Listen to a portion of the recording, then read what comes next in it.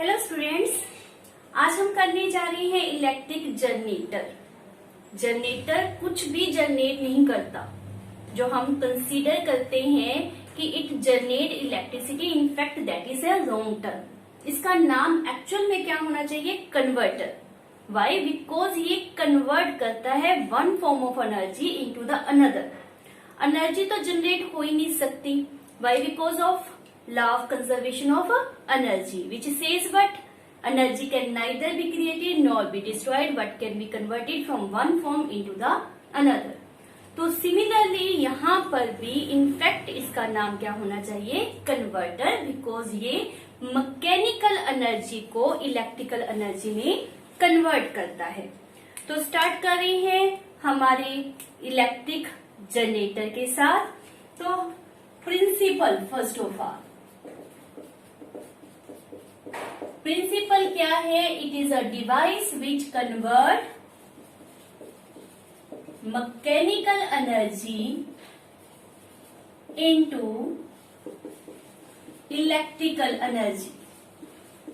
कभी भी आपने ये नहीं रेफर करना कि it generate electrical energy, it convert mechanical energy into electrical energy. कैसे करता है? It is based upon EMI।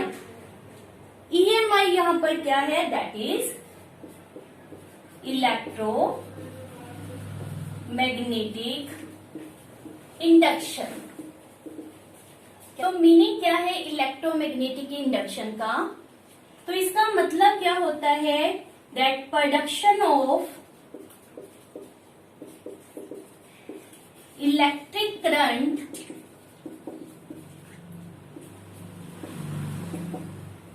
in a circuit by magnetic effect। Magnetic effect means that is changing the magnetic flux।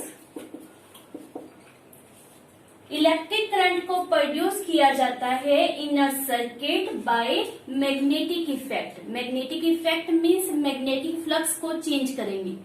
अब ये magnetic flux क्या होता है? Means क्या होता है मैग्नेटिक फ्लक्स का?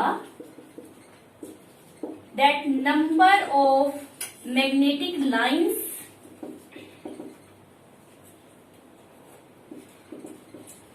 पर यूनिट एरिया। लेट हमारे पास ये कॉइल है, दिस वन। इसको हमने मैग्नेटिक फील्ड में रखा है। अब हम क्या करेंगे कि कॉइल को रेगुलरली रोटेट करेंगे। तो ये मैग्नेटिक लाइंस को इस तरह से कट कर रहा है। कभी इसकी संख्या, number of magnetic lines increase होगा, कभी डिक्रीज होगा। तो नंबर ऑफ मैग्नेटिक लाइंस जो है वो चेंज हो रही है। ठीक है, तो नंबर ऑफ मैग्नेटिक लाइंस पर यूनिट एरिया जो है वो रेगुलरली बदलेगा। इट मीन्स मैग्नेटिक फ्लक्स जो है वो रेगुलरली चेंज होती जाएंगी। This change in magnetic flux will produce the electric current. इसको हम कहते हैं EMI। सिंपली शब्दों में अगर हम मेंशन करें तो when a conductor placed in a magnetic field, placed in a changing magnetic field, it produce induced current। It is EMI। तो ये है हमारे पास प्रिंसिपल। नेक्स्ट हम समझेंगे इसकी कंस्ट्रक्शन। कंस्ट्रक्शन में हमने 4 पार्ट को डिस्कस करेंगे, that is armature, magnetic field, slip ring and brush. सबसे पहले समझते हैं आर्मेचर। तो ये हमने पहले से डायग्राम बनाया हुआ है। आर्मेचर ABCD हमने कॉपर की इंसुलेटेड वायर ली है। This loop is called as armature. In fact यहाँ पर हमने एक लूप ली है। एक्चुअल में जो आर्मेचर होता है उसमें सॉफ्ट आयरन कोर के ऊपर a number of turns of insulated copper wire होती है। जितनी ज्यादा टर्न होंगी उतना ज्यादा करंट प्रोड्यूस होगा।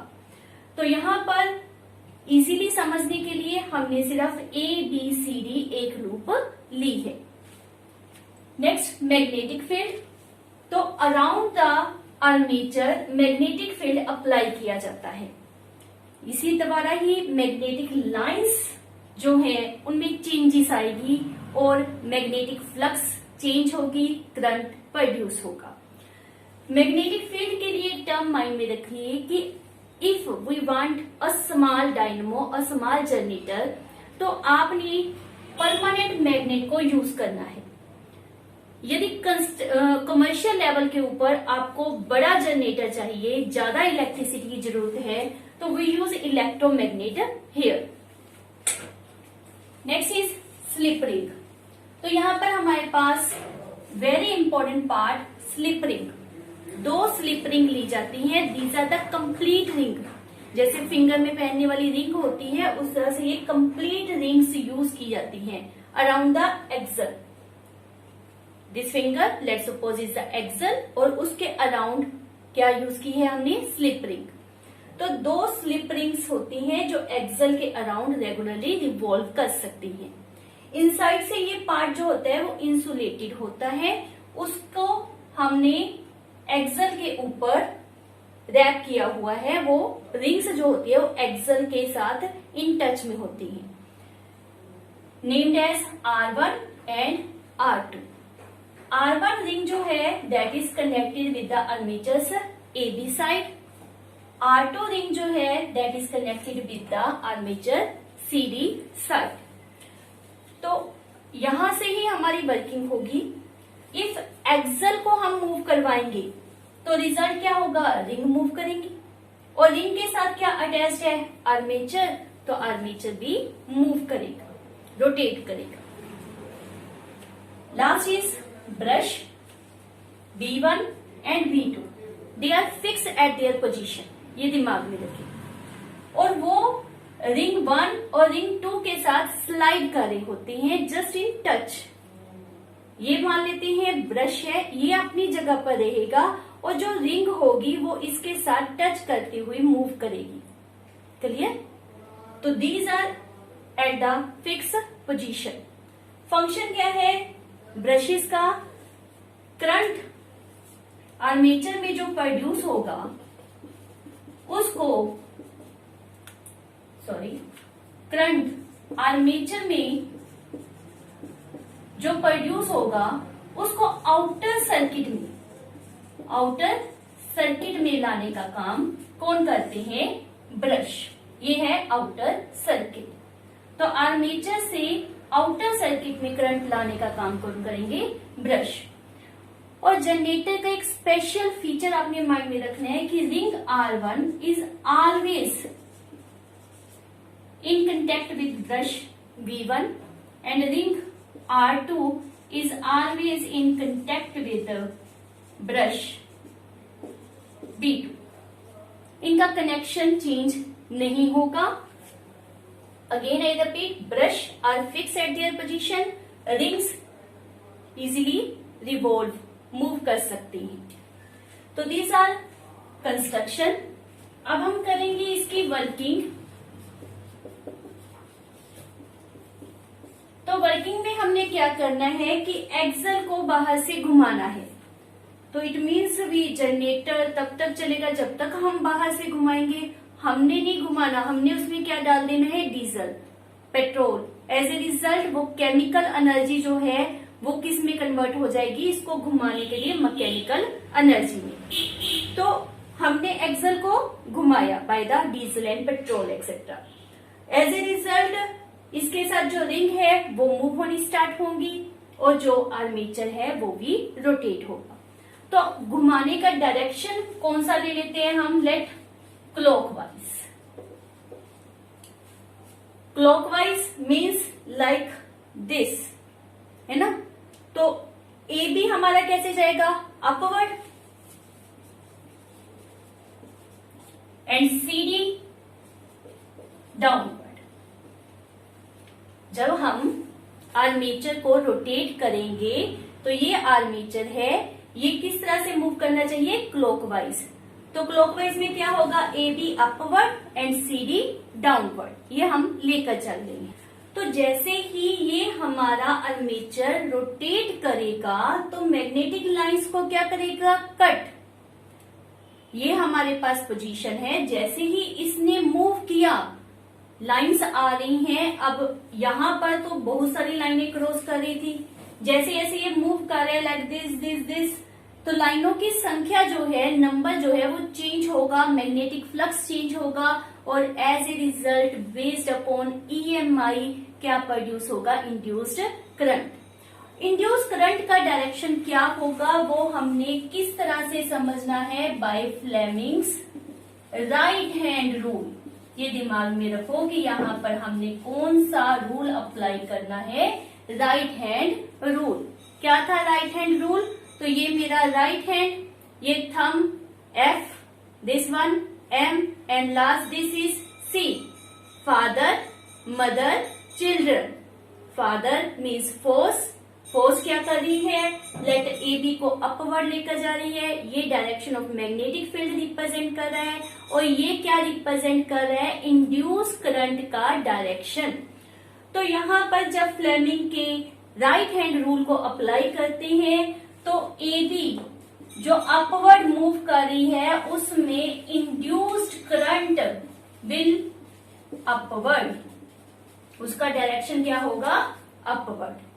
और सीडी में जो किस तरह से मूव कर रही है, डाउनवर्ड, इंड्यूस्ड करंट का डायरेक्शन भी क्या होगा, downward. It means induce current का डायरेक्शन क्या ले रही है, ए से बी, सी से डी, मतलब A B C D.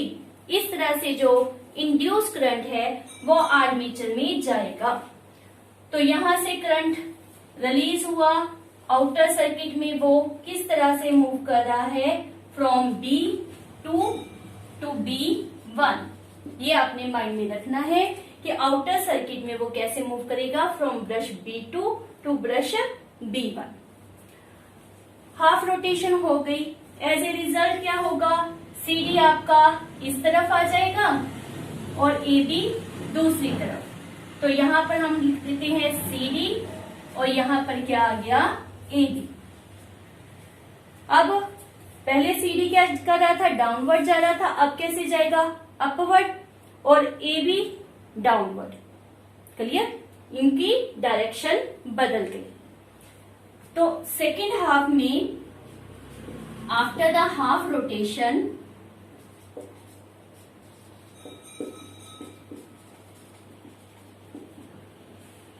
AB जो है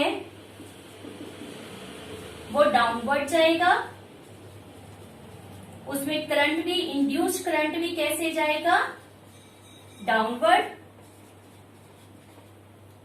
और CD में मूवमेंट क्या है, अपवर्ड। पहले से ऑपोजिट लेना है, बस आपने ये माइंड में रखना है।